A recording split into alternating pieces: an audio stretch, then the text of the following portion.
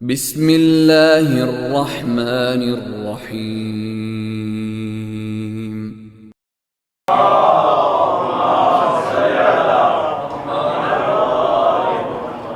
عشرہ زینبی الحمدللہ بفضل الہی و بتصدق محمد اور آل محمد علیہ السلام شروع ہو چکا ہے۔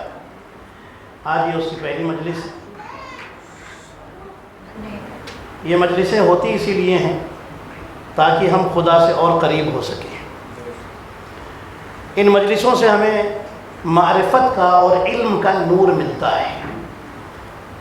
قرآن حکیم کی جو آیت شریفہ میں نے آپ کی خدمت میں پیش کی، اب آپ پوری طرح جڑ جائیے گا میرے ساتھ تاکہ انشاءاللہ میں جو باتیں آپ کی خدمت میں رکھنا چاہتا ہوں وہ آپ کی خدمت میں رکھ سکوں۔ چونکہ میرا یہ ٹاپک جو چلے گا انشاءاللہ حیات طیبہ، یہ ٹاپک رہے گا۔ حیات طیبہ مطلب پاک زندگی، پیور لائف، کلین لائف، ایسی زندگی جسے اللہ بھی پسند کرتا ہے، اہل بیت بھی پسند کرتے ہیں، ایسی زندگی وہ ہے حیات طیبہ۔ انشاءاللہ اسی کی روشنی میں آپ کی خدمت میں باتیں ہوں گی۔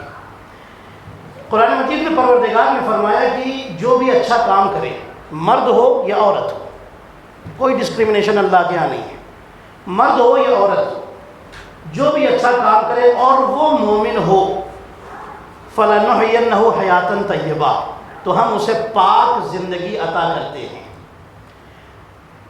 وَلَنَجْزِيَنَّهُمْ بِأَحْسَنِ مَا كَانُوا يَعْمَلُونَ، اور ہم جب انہیں بدلہ دیں گے، ریوارڈ دیں گے، اجر دیں گے، ثواب دیں گے، انعام دیں گے، تو وہ اس سے اچھا ہوگا جو وہ کر کے آ رہے ہیں۔ جتنا انہوں نے کیا ہے اس سے کئی گنا بڑھا کر کے ہم انہیں عطا کریں گے۔ اب سمجھ گئے آپ قرآن کی آیت یہ ہے، مرد ہو یا عورت اور وہ مومن ہو، وَهُوَ مُؤْمِنٌ فَلَنُحْيِيَنَّهُ حَيَاتًا طَيِّبَةً، مطلب کیا ہے؟ مطلب یہ کہ اللہ ہر ایک کو پاک زندگی نہیں دے گا، اس کو دے گا جو مومن ہو۔ اب ہم نے رسول اللہ سے پوچھا، یا رسول اللہ یہ مومن کون ہے؟ تو میرے نبی نے فرمایا، یا علی حبک تقوی و ایمان، اے علی جو جس کے دل میں تمہاری محبت ہو وہ مومن ہے، اور جس کے دل میں تمہاری دشمنی ہو وہ کافر بھی ہے، منافق بھی ہے۔ توجہ کیا آپ نے؟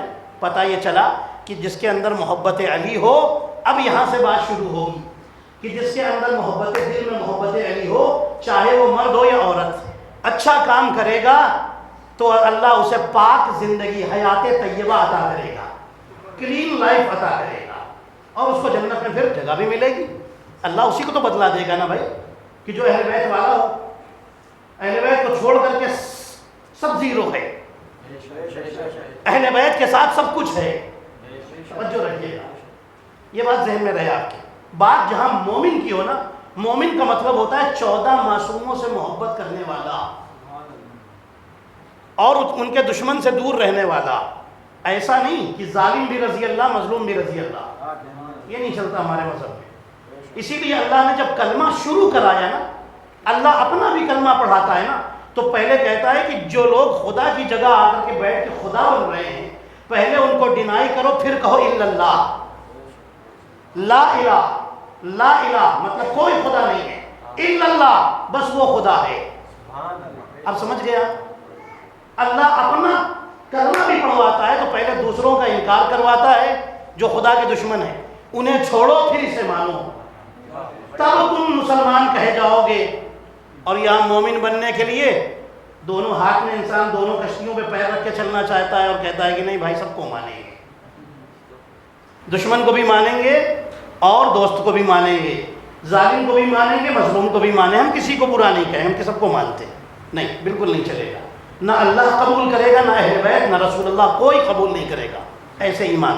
یہ بات کلیئر ہو گئی؟ اب سنیے، اب مولا امیر المومنین کا جملہ سناتا ہوں آپ کو۔ فرماتے کفا بی عزت ان اکون لک عبدا، فرماتے بڑا پیارا جملہ ہے، سنیے گا۔ میں اس جملے کو کبھی اکیلے میں بیٹھ کر کے بھی پڑھتا ہوں اور سوچتا ہوں تو مجھے بڑا لطف آتا ہے مولا کا یہ جملہ امیر المومنین کا۔ فرماتے میری عزت کے لیے بس یہی کافی ہے کہ میں تیرا بندہ ہوں۔ سنیے گا پوری توجہ کے ساتھ۔ پھر فرماتے ہیں کفا بی فخرا ان تکون لی ربا، میرے فخر کرنے کے لیے یہی کافی ہے کہ تو میرا رب ہے۔ توجہ کیا آپ نے؟ خدا کی تعریف کتنے شاندار طریقے سے کر رہے ہیں۔ میرے فخر کرنے کے لیے یہی کافی ہے کہ تو میرا رب ہے. پھر فرماتے ہیں میرے اللہ جیسا میں نے چاہا تھا تجھے ویسا پا لیا, اب تو مجھے ویسا بنا دے جیسا تو چاہتا ہے. توجہ کیا آپ نے, کتنے خوبصورت جملے ہیں امیر المومنین کے. یہ ان کے لیے نہیں, وہ تو ہیں ہی ویسے, نہ ہوتے تو ان کا نفس کو خدا خریدتا. ایسے ویسے کو تو نہیں خرید لیتا ہے نا اللہ. آپ دکان میں جاتے ہیں کیا ہر پڑے گئے مال کو خرید لے کے چلے آتے ہیں؟ آپ چھوٹی سی چیز خریدنے کے لیے 10 بار اسے دیکھتے ہیں, ہے نا, اس کے بارے میں انکوائری کرتے ہیں, معلوم کرتے ہیں کہ بھائی نقصان نہ ہو, پیسہ دے رہے ہیں, قیمت دے رہے ہیں. تو جب ایک بندہ جب قیمت دینے لگے چھوٹی سی چیز کی, تو جب اس کے بارے میں اتنا جانچتا ہے, پرکھتا ہے, تو خدا جس کا نفس خرید رہا ہو سوچو وہ کتنا عظیم ہوگا. صلوات پڑھے محمد اور آل محمد پر. اپنی مرضیاں دے رہا ہے, نفس خرید رہا ہے. اب سنیے علی نے کیا فرمایا, میری عزت کے لیے یہی کافی ہے, میرے عزت کے لیے کہ میں تیرا بندہ ہوں. مولا علی کیا صرف بندے ہیں؟ سوال کر رہا ہوں آپ سے. دیکھیے مطلب بہت سمجھا کے میں پڑھوں گا آپ کو, بہت سمجھا کے حیات طیبہ پر پڑھنا ہے. پاک زندگی انشاءاللہ اس عشرے میں نبیوں کی بایوگرافی بھی آپ کو سناؤں گا انشاءاللہ. بس آپ آتے رہیے, آپ سے اتنی گزارش. جیسے لاسٹ ایئر اسی عشرہ زنبیہ میں نے صحابیوں کی بھی بایوگرافی پڑھی تھی. حضرت بلال, حضرت سلمان فارسی, حضرت عمار, حضرت مقداد, حضرت جابر بن عبداللہ انصاری, اور پھر نبی آدم علیہ السلام, نبی ادریس علیہ السلام, اور نبی نوح علیہ السلام, نبی ابراہیم علیہ السلام تک میں نے پڑھی تھی. انشاءاللہ اس کے بعد آپ کو نبیوں کی بایوگرافی بھی سناؤں گا انشاءاللہ. بس اگر آپ آتے رہیں گے تو مجھے ہمت ملے گی, میں سنا پاؤں گا. یہ آپ پر ڈیپینڈ کرتا ہے, توجہ رکھیے گا. مولا علی نے کیا فرمایا, میری عزت کے لیے یہ کافی ہے کہ میں تیرا بندہ ہوں. علی تو امیر المومنین بھی ہیں, علی تو امام المتقین بھی ہیں. توجہ رکھیے گا. یہ ٹائٹل کس نے دیا علی کو؟ کیا علی نے خود سے بنائے تھے؟ رسول اللہ نے بتایا تھا. اور رسول کے لیے اللہ کہہ چکا ہے کہ میرا محمد اس وقت تک کچھ بولتا ہی نہیں جب تک میں اسے حکم نہ دے دوں. مطلب نبی جو بولتے ہیں وہ اللہ کے حکم سے بولتے ہیں, اللہ بلواتا ہے. تو اگر نبی کہیں کہ یہ امیر المومنین, یہ امام المتقین, یہ مولائے غدیر, یہ جناب امیر, توجہ ہے آپ کی, یہ انما کے مالک, یہ صاحب آیہ تطہیر, توجہ ہے آپ کی, یہ سارے کام اللہ کے. اب سنیے گا علی نے کیا کہا, میں بندہ ہوں. بندے کا مطلب سمجھتے ہیں کیا؟ بندہ یہ فارسی کا لفظ ہے, اردو کا نہیں. اردو میں یوز کرتے ہیں ہم کہ ہم تو بندے ہیں, یہ یوز کرتے ہیں, لیکن اصل یہ پرشین ورڈ ہے. اس کا مطلب ہے غلام. ٹھیک ہے, اس لیے جب ہم عبادت کرتے ہیں نا, عبادت کا مطلب کیا ہے؟ نماز پڑھنا. مطلب کیا ہے؟ غلام کا کام کیا ہوتا ہے؟ نوکری کرنا, خدمت کرنا, یہی ہوتا ہے نا نوکری. نوکر نوکری تو کرتا ہے بھائی. غلام کو ہمارے آسان لفظوں میں نوکر کہا جاتا ہے, نوکر کرتا ہے نوکری. جب عبادت کرتے ہیں تو مطلب کیا ہوا؟ خدا کی نوکری کر رہے ہیں. آپ سمجھ گئے, آپ عبادت کی اصل میننگ یہ ہوئی, خدا کی نوکری کرنا. اچھا, نوکری بھی ایسی جس سے اس کو کوئی فائدہ نہیں, ہمیں کو فائدہ ہے. آپ کے یہاں جو کام والے کام کرتے ہیں اس میں آپ کا فائدہ ہوتا ہے تبھی تو رکھتے ہیں نا کام والے کو. فائدہ آپ کو فائدہ تبھی تو رکھتے ہیں نا. لیکن یہ اللہ کتنا کریم ہے, وہ کہتا ہے میری نوکری کرو, میرا تو کوئی فائدہ نہیں, تیرا ہی فائدہ ہوگا. ہے توجہ, کتنا عظیم ہے, کتنا کریم ہے. اب علی نے یہ بھی فخر کیا کہ مجھے میری عزت کے لیے یہ بہت ہے کہ میں امیر المومنین ہوں, امام المتقین ہوں, مولائے غدیر ہوں, صاحب انما ہوں, وصی رسول ہوں, شوہر بطول ہوں, بابا حسنین ہوں. یہ سب نہیں کہا علی نے کہ میری عزت کے لیے بہت ہے. اچھا, اگر اس میں سے ایک بھی کہہ دیتے تو کیا کم تھا؟ سوال کر رہا ہوں آپ سے بھائی. دیکھیے آپ پوری توجہ رکھیں, اس میں سے ایک بھی جملہ علی کہہ دیتے میری عزت کے لیے بہت ہے, میں امیر المومنین ہوں, امام المتقین ہوں, کیا کم تھا یہ؟ لیکن علی نے یہ سب نہیں کہا. علی نے کہا کہ میری عزت کے لیے کافی ہے کہ میں تیرا بندہ ہوں, بندہ ہوں. اچھا, کوئی ہے دنیا میں آپ نے دیکھا جو فخر کرے میری عزت کے لیے بہت ہے کہ میں بندہ ہوں؟ آپ نے سنا کبھی نہیں سنا ہوگا.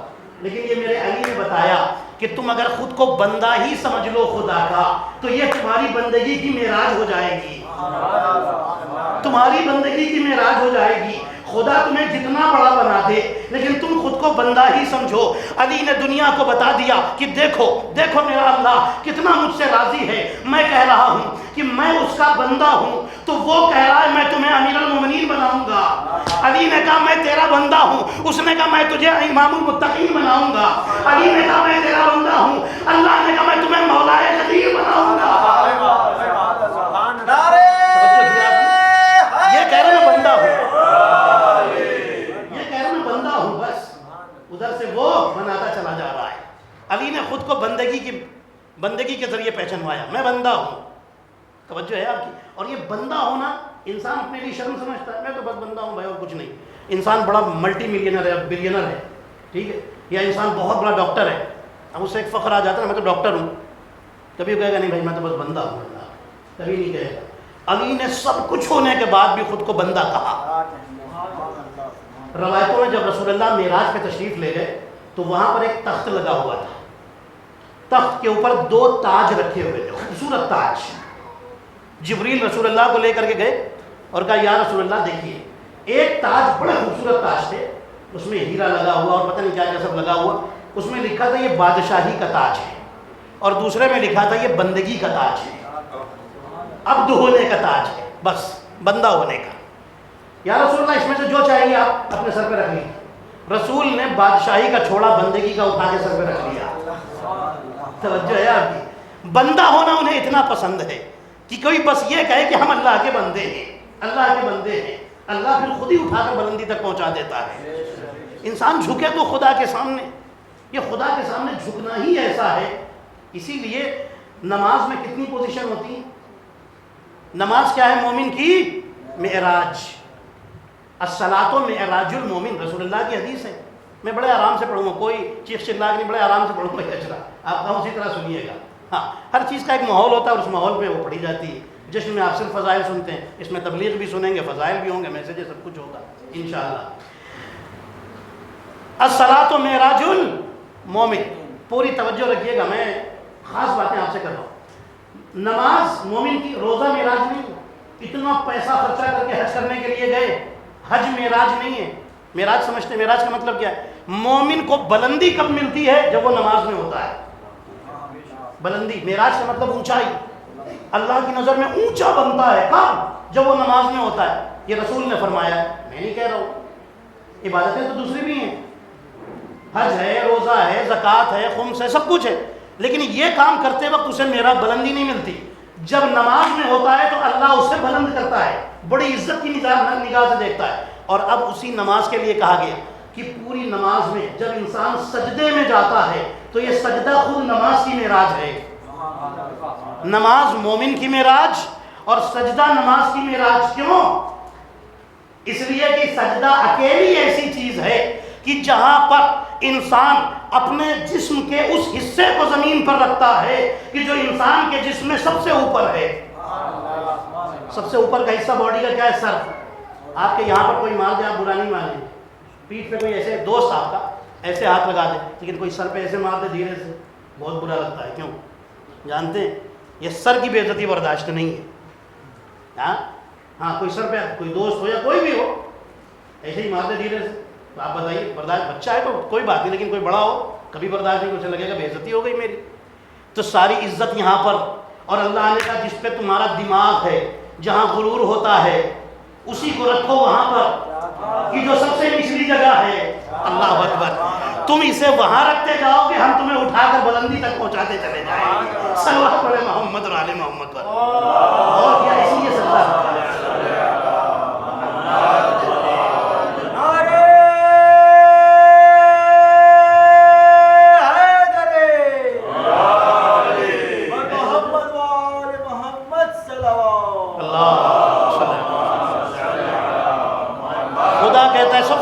چیز کو جہاں پر غرور ہوتا ہے اسی کو رکھو زمین پر میرے سامنے، تاکہ پتہ چلے تم میرے بندے ہو. اب سنیے گا، انسان حیات طیبہ کب ملتی ہے؟ خدا سے رشتہ نہ توڑے. کبھی کبھی انسان دنیا میں اتنا ڈوب جاتا ہے کہ خدا کو بھول جاتا ہے.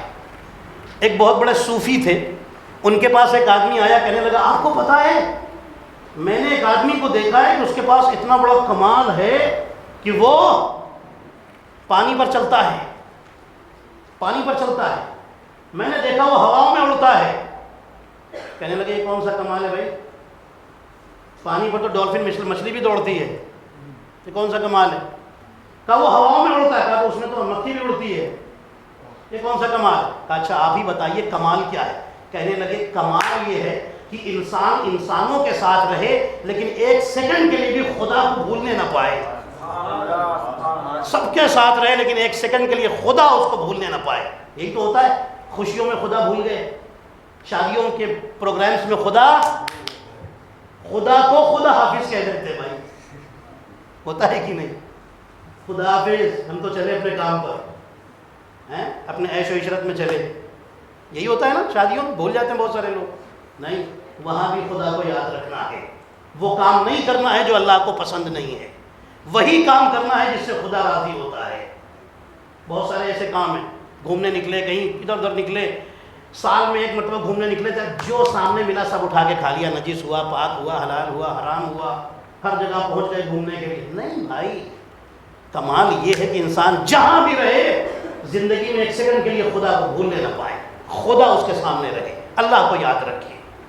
جب اللہ کو یاد، دیکھیے یہ عبادت جو ہے نا، نماز ایک کنیکشن ہے اللہ سے۔ ہماری زندگی میں بہت سارے مسنگ لنکس ہیں، بہت سارے لنک جو اللہ سے ہونے چاہیے وہ مس ہو رہے ہیں کہ نہیں؟ سب کی زندگی میں ہو رہے ہیں۔ کتنے کام ہے کسی انسان چھوڑ رہا ہے، نماز پڑھتا ہے، روزہ رکھتا ہے، خمس نہیں دیتا، یہ تو بڑی کامن پرابلم ہو گئی، لیکن نہیں ہونی چاہیے، یہ بھی واجب ہے۔ پیسہ ہے، اگلے سال جائیں گے حج کرنے کے لیے، ابھی یہ بزنس چل رہا ہے، ابھی موڈ نہیں، ارے موڈ پر کیا، اللہ کا حکم کیا موڈ پر پورا ہوگا؟ نہیں، آپ کو جلدی سے، زندگی کا کوئی بھروسہ نہیں۔ رسول فرماتے ہیں جس کے پاس پیسہ ہو، صحت اچھی ہو، استطاعت ہو، استطاعت سمجھ گئے، کیپیبلٹی میں بہت چیزیں آتی ہیں، بیمار نہ ہو، بہت بوڑھا نہ ہو، راستے میں کوئی پرابلم نہ ہو، پیسہ ہو، یہ ساری چیزیں، اور جب جائے حج کرنے گھر والوں کو بھی جتنے دن وہ حج پر ہے اتنے دن گھر والوں کے لیے پیسہ رکھ کر کے جائے، ان کا خرچہ چلتا رہے، یہ ساری چیزیں ملا کر کے ایک چیز بنتی ہے استطاعت۔ ٹھیک ہے، استطاعت ہے، پھر بھی اگر حج پہ نہ جائے اور مر جائے تو وہ یہودی اور عیسائی بن کے مرتا ہے، تو مسلمان بھی نہیں، لیجیے وہاں سے بھی نکال دیا گیا۔ اگر سب کچھ ہے پھر بھی حج کرنے نہ جائے۔ عزیزان محترم، تو یہ بہت سارے لنکس ہیں جو مس ہو رہے ہیں، اور انسان اگر ان لنکس کو برابر رکھے اللہ سے تو اللہ اس کو بلندی تک پہنچاتا ہے۔ ارے جب ایک لنک اللہ سے قائم رکھنے سے، ایک رابطہ قائم رکھنے سے اللہ انسان کو حیات طیبہ دے دیتا ہے۔ میں مثال دے دیتا ہوں آپ کو، تو اگر سارے لنک اللہ سے برابر ہو جائیں تو آپ سوچئے دنیا بھی اچھی، آخرت بھی اچھی۔ اب سنیے، آپ کو سناتا ہوں جو واقعہ۔ ایک عالم دین سفر کر رہے تھے، اس زمانے میں جو عالم دین، اس زمانے میں یہ انٹرنیٹ اور یہ سب چیزیں تو تھی نہیں، بیچارے جو مولانا لوگ ہوتے تھے کہیں دور تبلیغ کرنے جاتے تھے نا تو اپنے ساتھ بہت ساری کتابیں لے کے جاتے تھے۔ وہ کہیں تبلیغ کرنے مولانا صاحب جا رہے تھے، ان کے ساتھ بہت ساری کتابیں تھیں۔ راستے میں ڈاکوؤں نے پکڑ لیا، پورا قافلہ پکڑ لیا، رکو، سب کے ہاتھ میں ہتھیار، لوگ ڈر گئے بیچارے، شریف لوگ تھے سب ساتھ میں، قافلہ پورا شریفوں کا تھا، مولانا صاحب بھی ساتھ میں، جو کچھ ہے نکالو، لوگوں نے بیچاروں نے لا کے رکھ دیا۔ اب یہ مولانا صاحب کے پاس جو پیسہ ویسا تھا وہ تو دے دیا، لیکن اپنی کتابیں پکڑ کے بیٹھے ہوئے۔ ایک ڈاکو آیا بڑا لمبا چوڑا سا، اپنی تلوار وار لے کر، کہنا اپنی کی یہ کتابیں بھی رکھ دو، ہم انہیں کہیں بیچ باچ کر کے اس سے بھی کچھ کمائیں گے۔ مولانا صاحب نے کہا بھائی سب تو لے لیا، کتابیں چھوڑ دو میرے لیے۔ کہا نہیں، یہ نہیں چھوڑیں گے، یہ بھی در دو، خالی ہاتھ جاؤ گے۔ مولانا صاحب نے کتابیں بھی دے دی، کہنے لگے یہ بتاؤ کہ تمہارا کوئی سردار ہے، میں اس سے بات کرنا چاہتا ہوں۔ مولانا صاحب نے کہا سنیے گا، کہنے لگا کہ ہاں میرا سردار ہے۔ کون ہے بھائی؟ کہا یہ جو ایک چھوٹی سی پہاڑی ہے اس کے پیچھے جائیے، وہاں ملے گا۔ مولانا صاحب نے کہا ٹھیک ہے، میں اس سے بات کروں گا، تب میں کتابیں تو مل جائیں کم سے کم۔ مولانا صاحب جیسے ہی اس پہاڑی پر چڑھے نا تو دیکھا ادھر ایک آدمی ہے جو نماز پڑھ رہا ہے۔ نہیں لگتا ہے آپ کہیں اور آپ کا ذہن پہنچ گیا؟ یہ کوئی مومن نہیں تھا بھائی، یہ کوئی متقی پرہیزگار نہیں تھا، اللہ کا ولی نہیں تھا، ڈاکو تھا، ڈاکوؤں کا سردار تھا، لیکن پہاڑ کے پیچھے اللہ کی عبادت چل رہی ہے، نماز پڑھ رہا ہے، تسبیح بھی سب سامنے رکھی، بالکل اچھے طریقے سے عبادت میں لگا ہوا ہے، نماز پڑھ رہا ہے۔ مولانا صاحب بڑے حیران کہ یہی ہے پہاڑ کے پیچھے، اور تو کوئی ہے نہیں، اور ڈاکو کہہ رہے ہیں ہمارا سردار ادھر ہے، تو یہی سردار ہے۔ مولانا صاحب جا کے کھڑے ہو گئے، بھائی نماز ختم کرے تو ان سے کچھ باتیں کی جائیں۔ جیسے اس نے کہا السلام علیکم ورحمۃ اللہ وبرکاتہ، مولانا صاحب آگے بڑھے، کہنے لگے بھائی آپ ہی ان لوگوں کے سردار ہیں ڈاکوؤں کے؟ کہنے لگا جی میں ہی ہوں۔ مولانا صاحب نے کہا کہ یہ سب کیا کر رہے ہیں تمہارے دوست؟ کہا یہ ڈاکہ ڈالنا ہے، اور کیا ہے، کام ہی ہمارا کام ہی ہے، ہم پروفیشنل لوگ ہیں بھائی۔ کہا اچھا بھائی آپ پروفیشنل ہیں تو ہمارا کام، ہماری کتابیں بھی چھین لی انہوں نے، کتابیں تو دلوا دیجئے۔ کہنے لگا آپ ہیں کون؟ کہنے لگا میں مولوی ہوں، مولانا ہوں، مبلغ ہوں، تبلیغ کرتا ہوں۔ اچھا آپ مولانا ہیں، سمجھ گیا۔ کہنے لگا کہ ٹھیک، فوراً اپنی جگہ سے اٹھا، پہاڑ سے نیچے آیا، کہنے لگا آپ میرے ساتھ چلو۔ لے کے آیا، کس ڈاکو نے آپ کی کتابیں چھینی، آپ کا مال چھینا؟ انہوں نے بتایا وہ فلاں ہے۔ کہا اس کو بلاؤ۔ آیا، کہنے لگا مولانا صاحب کی کتابیں بھی دے دو اور ان سے جو کچھ چھینا ہے مولانا کے رسپیکٹ میں ان کا سب پیسہ ویسا سب کچھ واپس کرے، باقی کسی کا واپس نہیں ہوگا۔ مولانا صاحب نے بڑی ریکویسٹ کی بھائی سب کا واپس، کہنے لگا نہیں نہیں یہ سب کا نہیں، بس آپ کا مل جائے نا تو آپ جائیے شکر کیجئے، آپ کیوں دوسرے کے لیے پریشان؟ مولانا صاحب نے اپنی کتابیں اٹھائی، سامان مان لیا، باقی سب تو بیچارے رو پیٹ رہے تھے، سب کو لٹ پٹ گئے تھے۔ مولانا صاحب نے اس سے کہا کہ یہ بتاؤ بات ایک سمجھ میں نہیں آئی کہ تم اتنے بڑے ڈاکو ہو اور ڈاکوؤں کے سردار ہو، کوئی چھوٹے موٹے سڑک چھاپ ڈاکو نہیں، ڈاکوؤں کے بھی سردار، لیکن نماز پڑھ رہے ہو، وہ بھی اول وقت، یا آخر ماجرا کیا ہے؟ کہنے لگا کہ سنیے میں سارے برے کام کرتا ہوں، آپ نے تو ڈاکہ ہی دیکھا ہے، شراب میں پیتا ہوں، جوا میں کھیلتا ہوں، ابھی اپنی اور بھی ڈیفینیشن انہوں نے پوری بتا دی۔ ہاں یہ ہے کیا؟ انہوں نے تو خالی ان کو جو ہے ڈاکے ہی ڈال کے دیکھا تھا، ڈاکوؤں کا سردار دیکھا تھا۔ اس نے کہا شراب میں پیتا ہوں، جوا میں کھیلتا ہوں، کڈنیپنگ میں کرتا ہوں، سارے لوٹ مار میں کرتا ہوں، چوری سب کچھ میں کرتا ہوں، آپ نے تو ایک ہی دیکھا ہے۔ لیکن مولانا کہنے لگا یہی تو تعجب ہے کہ تم نماز پھر کیسے پڑھ رہے ہو؟ کہنے لگا ساری برائیوں کے بعد بھی میں جانتا ہوں خدا سے میرے سارے کنیکشن ٹوٹ گئے ہیں، بس ایک کنیکشن اللہ سے باقی رکھا ہے تاکہ کسی دن اللہ مجھے صراط مستقیم دکھا دے۔ ایک کنیکشن باقی رکھا ہے اللہ سے، سب ٹوٹنے نہیں دیا ہے۔ مولانا صاحب کہنے لگے ٹھیک ہے کوئی بات نہیں، سامان اٹھایا اور چلے گئے۔ 2 سال گزر گئے، مولانا صاحب حج کرنے کے لیے گئے، خانہ کعبہ کا طواف کر رہے تھے، اچانک کسی آدمی نے پیچھے سے آواز دی، مولانا صاحب تو لبیک اللہم لبیک طواف کر رہے ہیں، کسی نے پیچھے سے آواز دی، انہوں نے مڑ کر دیکھا، کون ہے بھائی؟ وہ آدمی قریب آ گیا، ان کا ہاتھ پکڑ کے کنارے لے آیا، مولانا صاحب معاف کیجیے گا، بعد میں آپ طواف اپنا کمپلیٹ کیجیے گا، مجھے بھی ذرا جلدی ہے، مجھے پہچانا آپ نے؟ مولانا صاحب کہتے ہیں ہاں کچھ پہچان تو رہا ہوں۔ کہنے ٹھیک سے ذرا غور سے دیکھیے۔ کہنے لگے ہاں میں تجھے پہچان گیا، تو ڈاکوؤں کا سردار ہے، تو یہاں کیا کر رہا ہے بھائی؟ نماز تک تو بات سمجھ میں آئی کہ تو حج کرنے آیا ہے، تو ابھی بھی تو ڈاکوؤں کا سردار ہے۔ کہنے لگا مولانا صاحب میں کل تک ڈاکوؤں کا سردار تھا، وہ جو ایک رابطہ اور ایک کنیکشن اللہ سے رکھا تھا نماز کے ذریعے سے، اس نے مجھے ایسی توفیق عطا کر دی، میں نے ساری گناہوں سے توبہ کر لیا اور اللہ کی عبادت کے لیے حاضر ہو گیا۔ صلوات پڑھے محمد اور آل محمد پر۔ وہ ایک کنیکشن جو اللہ سے جسے مینٹین کر کے رکھا تھا، اب سمجھ گیا؟ ایک جو کنیکشن اللہ سے مینٹین کر کے رکھا تھا نماز کے ذریعے۔ اسی لیے تو قرآن میں آیت ہے نا ان الصلاۃ تنہی عن الفحشاء والمنکر، نماز انسان کو گناہوں سے اور منکرات سے یعنی بری چیزوں سے روکتی ہے۔ نماز روکتی ہے، کیسے بچا لیا نماز؟ عزیزان محترم توجہ ہے آپ کی، یہ کنیکشن اللہ سے مینٹین ہونا ضروری ہے۔ یہ کنیکشن اللہ سے رہے تو اللہ انسان، رسول اللہ فرماتے ہیں دنیا اور آخرت مشرق اور مغرب کی طرح ہے، ایک سے قریب ہو گئے دوسرے سے دور ہو جاؤ گے۔ دنیا میں ڈوبے تو آخرت گئے، اور آخرت کی طرف بڑھے تو دنیا بھی جا سکتی ہے۔ ہاں ضروری نہیں ہے کہ جو آخرت کی طرف سب کی دنیا ہی چلی جاتی ہے، ایسا نہیں ہے۔ ہم نے بڑے بڑے مالدار دیکھے، امام جعفر صادق اسلام کا صحابی تھا ابو بصیر، امام باقر کا بھی 2 اماموں کا صحابی ہے ابو بصیر، مدینے کے ریچسٹ لوگوں میں اس کا نام آتا تھا، اتنا ریچ آدمی، اتنا پیسے والا آدمی، لیکن اتنا چاہنے والا اور اتنا مومن کہ امام اس پر اتنا بھروسہ کرتے تھے کہ یہ فخر کرتا تھا کہ میرے امام کو مجھ پر بھروسہ ہے۔ نام کیا ہے؟ ابو بصیر، خاص صحابی، وفادار صحابیوں میں۔ دنیا بھی ہے آخرت بھی ہے، ضروری نہیں ہے کہ دنیا کے ساتھ دنیا لی تو آخرت چلی جائے، ایسا ضروری نہیں، لیکن انسان خدا سے کبھی غافل نہ ہو، کبھی خدا کو چھوڑنے نہ پائے۔ دنیا کی وجہ سے معصوم سے جب مولا علی سے پوچھا گیا کہ یہ بتائیے حیاتاً طیبہ کا مطلب کیا ہے، پاک زندگی کیسے ملتی ہے؟ امام فرماتے جب اپنے اندر قناعت آ جائے. قناعت سمجھتے ہیں جو مل گیا اس پر راضی برضائے پروردگار، یعنی لالچ سے دور. یہ لالچ بہت سارے برے کام کراتی ہے انسان. کبھی پیسے کی لالچ، حرام کام ہوتا ہے کہ نہیں، پیسے کی لالچ، رشوت لے رہا ہے آدمی کھڑا ہوا سڑک کے کنارے، یہاں ٹرافک والے کھڑے ہو کر کے مانگ رہے ہیں، کیا ہو رہا ہے؟ یہ لالچی میں تو مانگ رہے ہیں. یہ کیوں ہو رہا ہے؟ یہ کیوں انسان کر رہا ہے؟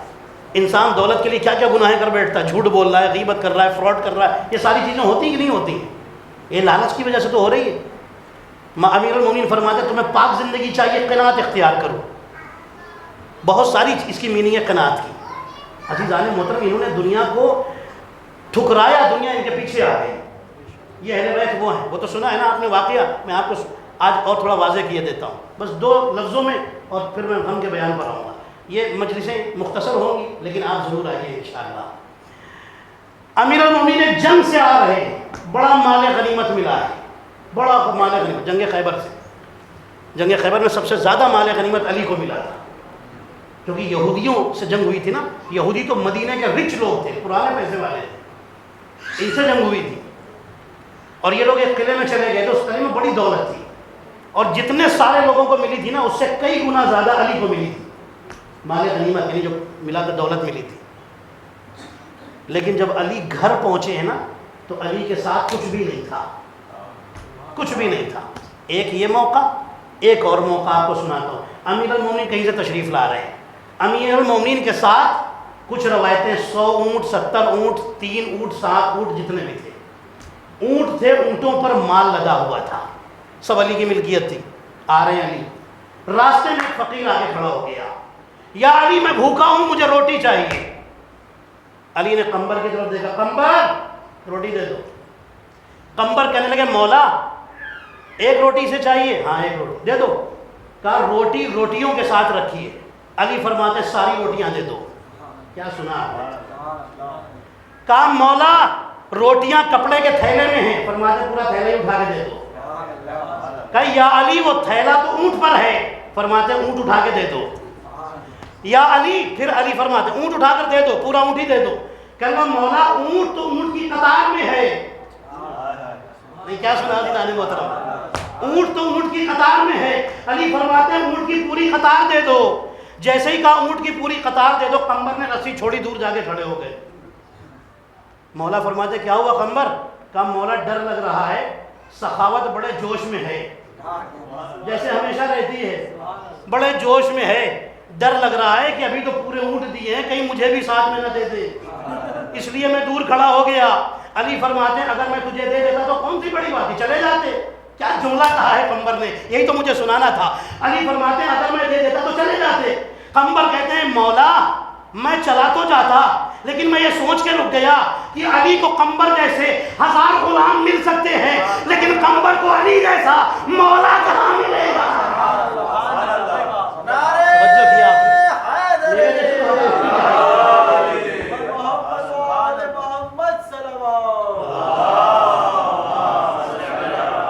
مجھے علی جیسا مولا امام کہاں ملے گا؟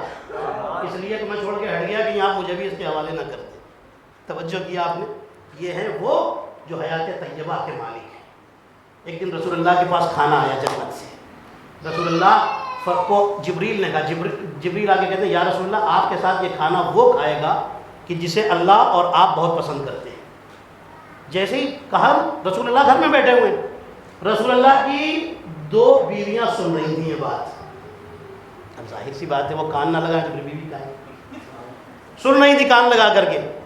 فوراً گئی جا کر کے اپنے بابا کو بلا کے لے آئے، ابا کو بلا کے لے آئے. جبریل کا حکم کیا ہے کہ اللہ کہتا ہے کہ آپ یہ کھانا اس کے ساتھ شیئر کریں گے جسے اللہ اور رسول بہت چاہتے ہیں. جیسے ہی اپنے باپ کو لے کے آئی رسول نے منہ پھیر لیا رسول اللہ نے منہ. یا رسول اللہ میں آپ کے ساتھ کھانے میں شریک ہو جاؤں؟ فرماتے بالکل نہیں، جائیے چلیں گے. پھر دوسری صاحبزادی پہنچی بابا کے پاس، چلیے آپ چلیے، چانس ہے، پتہ چل جائے نا فضیلت ہو تو پتہ چلے. خیر وہ بھی آ گئے ٹرائی کرنے کے لیے، شاید مجھے کھانے میں تھوڑا سا حصہ مل جائے. کھانا کہاں سے آیا ہے؟ جنت سے. ہاں یہ دنیا کا کھانا نہیں. رسول نے پھر دیکھا منہ پھیر لیا، سمجھ گئی. کہ ان کے ساتھ بھی رسول اللہ کھانا شیئر ویئر نہیں کریں گے، وہ بھی چلے گئے۔ پھر انس وہاں موجود تھے، صحابی رسول اللہ کے، کہنے لگے یا رسول اللہ میں بیٹھ جاؤں؟ یہ انس وہ ہیں کہ جب مولا علی نے رسول کی وفات کے بعد کہا تھا سب کے سامنے، انس تو گواہی دے، تو غدیر میں ممبر کے نیچے تھا، رسول نے میرے مولا ہونے کا اعلان کیا تھا کہ نہیں؟ تو یہ پیسہ کھا کے بیٹھ گیا انس۔ اس نے کہا یا علی میں کیا کروں، بوڑھا ہو گیا ہوں، دماغ کمزور ہو گیا ہے، کچھ یاد واد نہیں رہتا۔ تو اس وقت علی نے بد دعا دی تھی، فرمایا تھا کہ اے اللہ اس پر ایسا عذاب اتار کہ نہ یہ دنیا میں منہ دکھانے کے لائق رہے نہ آخرت میں۔ رات میں سویا، صبح اٹھا تو پورے چہرے پر بیماری، پورے بدن پر بیماری پھیل چکی۔ یہ ہے انس، سنیے گا۔ انس آئے یا رسول اللہ میں آپ کے ساتھ کھانے میں شریک ہو جاؤں؟ رسول فرماتے ہیں بالکل نہیں، یہ بھی چلے گئے۔ اتنے میں امیر المومنین کسی کام سے آئے تھے، جیسے ہی آئے دروازے کے باہر کھڑے ہیں، اب گھر والے علی کو آنے نہیں دے رہے اندر، ہاں یہ سب ہوا ہے بھائی، اس لیے اندر نہیں آنے دے رہے۔ علی کھڑے، یار السلام علیکم یا رسول اللہ، ادھر سے سلام کیا۔ رسول فرماتے ہیں دروازہ کھولو، وہ آ رہا ہے جسے اللہ بھی چاہتا ہے، محمد بھی چاہتا ہے۔ توجہ کیا؟ وہ آ رہا ہے۔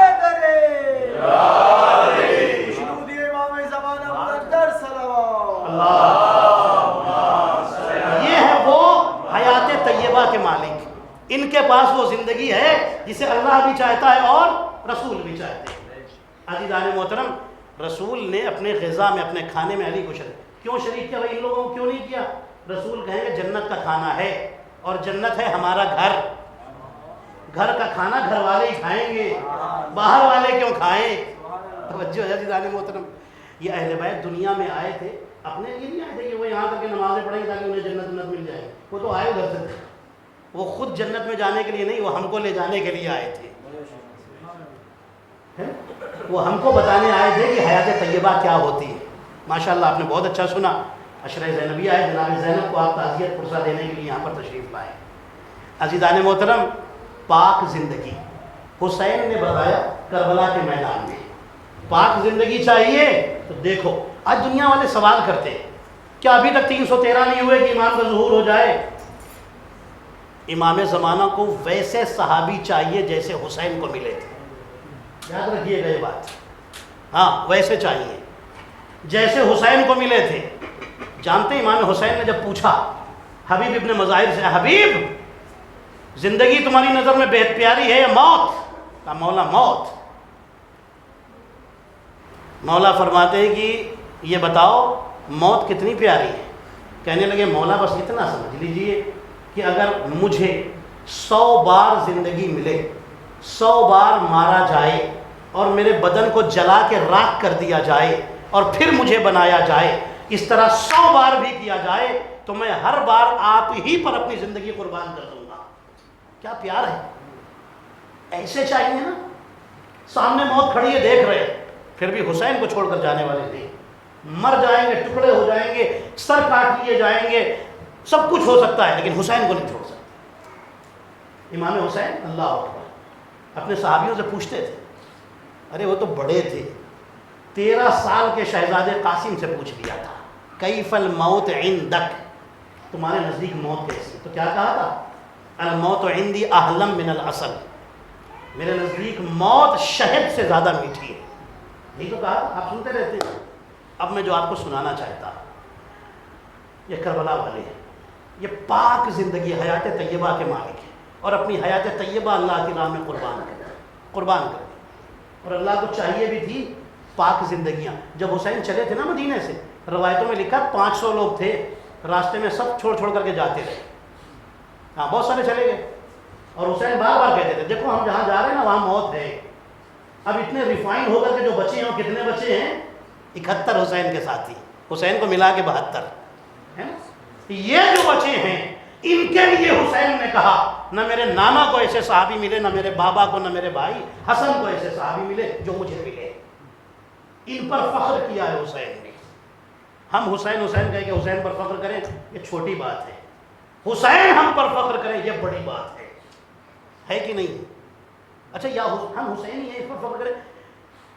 چلیے میں جملہ کہہ دیتا ہوں، یہ بھی کوئی چھوٹی بات نہیں، یہ بھی بڑی بات ہے۔ اس لیے جی اللہ جب کسی بندے کا خیر چاہتا ہے تو اس کے دل میں محبت حسین اتار دیتا ہے. یہ حدیث میں لکھی امام جعفر صادق کی حدیث. جب کسی بندے کا اچھا سوچتا ہے اللہ, بھلائی چاہتا ہے, تو اس کے دل میں حسین کی محبت ڈال دیتا ہے. کیسے ہیں یہ کربلا والے, اللہ اکبر. امام سجاد علیہ السلام بڑی مصیبتیں اٹھائی ہیں اہل بیت نے, آل رسول نے. آپ روئیں گے اور روتے ہوئے اٹھیں گے انشاءاللہ. ایک دن امام سجاد مدینے میں بیٹھے ہوئے ہیں. ایک شخص آیا کربلا کے واقعے کے بعد, امام کا صحابی, کہنے لگا مولا یہ بتائیے کہ آپ کے بابا کے جسم پر کتنے زخم تھے؟ امام کے ہاتھ میں انگوٹھی تھی. امام نے اپنا ہاتھ بڑھایا, فرماتے ہیں یہ پتھر ہے نگ, اتنی بھی جگہ میرے بابا کے بدن پر باقی نہیں تھی جہاں زخم کا نشان نہ ہو. کہنے لگا پھر اس نے سوال کیا. اب سنیے گا, یہ بڑا قیامت کا جملہ ہے. دیکھیے, اگر کسی کے بدن پہ زخم ہونا, کہیں پر اس نے پٹی وٹی باندھ رکھی, بینڈیج لگا رکھا ہے, کوئی جا کے اس کے زخم کے پاس جہاں پر زخم ہے نا, وہاں دھیرے سے بھی ہاتھ مار کے تو وہ تڑپ جاتا ہے. بس اس کو ذہن میں رکھیے گا, وہ تڑپ جاتا ہے نا. کہتا بھائی اس جگہ پر ہاتھ نہ رکھو. ہاتھ رکھنے سے بھی لوگ منع کرتے ہیں, اور اگر کوئی مار دے اس زخم کی جگہ پر تو انسان تڑپ جاتا ہے نا, تڑپ جاتا ہے. اس کو ذہن میں رکھیے گا. امام سے پوچھنے والا کہتا ہے مولا آپ نے یہ تو بتا دیا کہ انگوٹھی کے برابر بھی جگہ نہیں تھی کہ جہاں پر زخم کا نشان نہ ہو, لیکن یہ بتائیے کچھ یاد ہے کتنے زخم تھے؟ امام فرماتے ہیں 1000 سے زیادہ زخم تھے. کہنے لگا مولا آپ کے بابا کے بدن پر 1000 سے زیادہ زخم تھے؟ امام فرماتے ہیں ہاں. کہنے لگا کیسے ہو سکتا ہے کہ ایک انسان کے بدن پر اتنے زخم لگ جائیں, 1000 سے زیادہ زخم لگ جائیں؟ امام نے ایک جملہ کہا, فرماتے ہیں ربہن علی ربہن, زخم پر زخم تھا. کہا مولا وہ کیسے؟ فرماتے ہیں بدن میں جہاں کسی نے نیزہ چبھویا تھا, تلوار ماری تھی, تیر کا نشان تھا, وہیں پر ظالم پتھر مارتے تھے. جہاں بدن میں پہلے ہی زخم ہو وہاں پر کوئی ہاتھ بھی مار دے تو انسان تڑپ جاتا ہے. اللہ اکبر. فاطمہ کا بیٹا حسین, علی کا لال حسین, نبی کا نواسا حسین, زخموں پر زخم کھا رہا تھا. ارے جہاں پہلے ہی زخم تھے اسی زخم پر پتھر مارے جا رہے تھے. اللہ اکبر. روایتیں بتاتی ہے عاشور کا عصر تھا, عصر کا ہنگام تھا. آزادار ہو, روایتیں بتاتی ہے حسین جہاد کرتے کرتے زمین پر آئے. آزادار ہو, ایک کوہرام مچا ہوا ہے. آزادار ہو, ادھر سکینہ ہے. سکینہ چھوٹی سی چادر اوڑھتی ہے, خیمے سے باہر نکلنا چاہتی ہے. زینب سامنے آ گئی اور آ کر کے کہا بیٹی سکینہ کہاں جا رہی ہو؟ سکینہ کہتی پھوپھی اماں میرا بابا گھوڑے سے نیچے آ چکا ہے. اے پھوپھی اماں میں نے سنا ہے کہ جب ہمارے جد رسول اللہ تبلیغ کے لیے نکلتے تھے اور دشمن پتھر مارتے تھے تو ہماری دادی فاطمہ چھوٹی سی تھی, چھوٹی سی چادر اوڑھ کر باہر نکلتی تھی. جیسے ہی کافر لوگ فاطمہ کو آتا ہوا دیکھتے تھے تو زمین پر واپس پتھر رکھ دیتے تھے اور کہتے تھے بیٹیوں کے سامنے باپ کو مارا نہیں جاتا. اے پھوپھی اماں میں بھی چادر اوڑھ کر جا رہی ہوں, شاید یہ دشمن میرے باپ کو قتل نہ کرے. ارے کہاں فاطمہ کا نصیب, کہاں سکینہ کا نصیب. سکینہ پہنچی, سکینہ خیمے سے نکل رہی تھی, ادھر حسین کا سر کاٹا جا رہا تھا. جبریل اعلان کر رہے تھے الا قتل الحسین